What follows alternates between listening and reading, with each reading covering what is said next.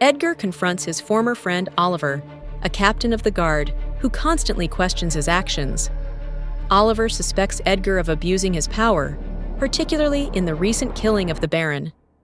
Edgar presents evidence justifying the killing and dismisses Oliver's concerns.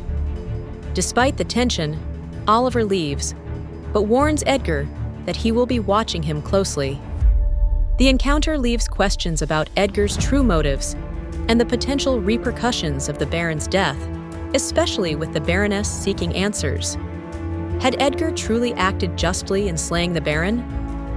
And what of the Baroness waiting for an explanation, her grief surely burning with a desire for vengeance?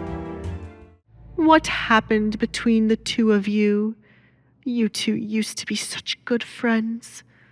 I had high hopes you two would still be friends after you changed from boys to men, Alfred said with a hint of sadness in his voice.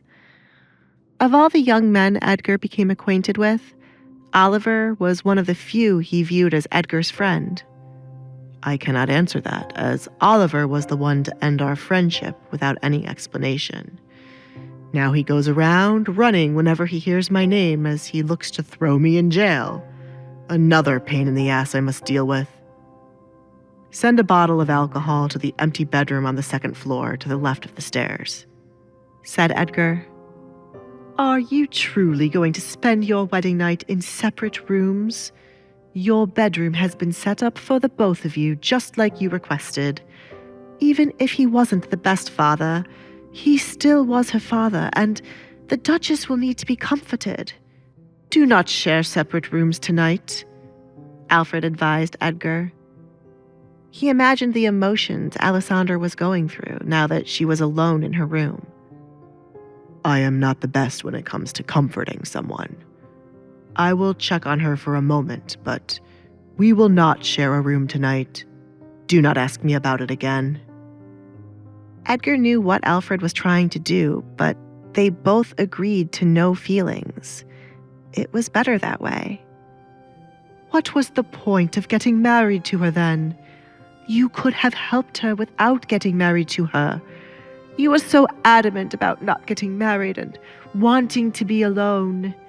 Can you honestly say there are no feelings involved? Asked Alfred. There are no feelings involved, Alfred. I barely know Alessandra. Enough to marry her, Alfred interjected. What is your reason behind this? She simply amuses me. My family is constantly on my ass to get married and have a child. Out of all the women I have come across, none have amused me as Alessandra has. She wanted freedom, and I wanted the marriage offers to stop. We both got what we wanted, and we are fine. Stop expecting something more and prepare for tomorrow. The news of my marriage will spread like wildfire. Yes, young master. Alfred once again gave up. He didn't know how he would handle two young adults who would eventually bottle up any feelings they had because of the contract. They already agreed to be married forever.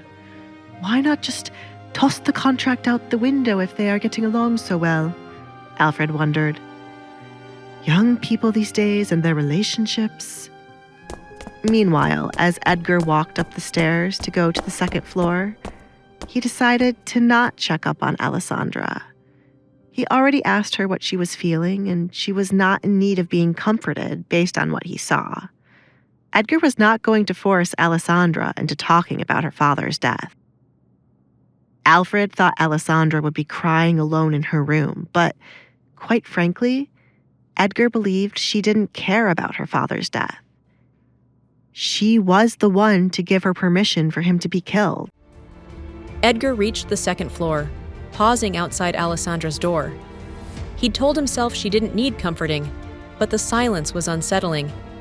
He'd seen her composure, but was it real? Or a mask? He raised his hand to knock, then hesitated. What would he say? What would she say? He'd offered freedom, but had he truly given her what she wanted?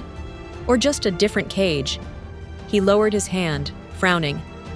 Alessandra was an enigma, and he was intrigued.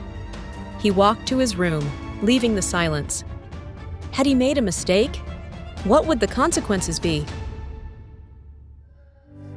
Hey, I'm Alessandra. If you're wondering what happens next, download the Pocket FM app now and listen to the exciting episodes of The Duke's Masked Bride.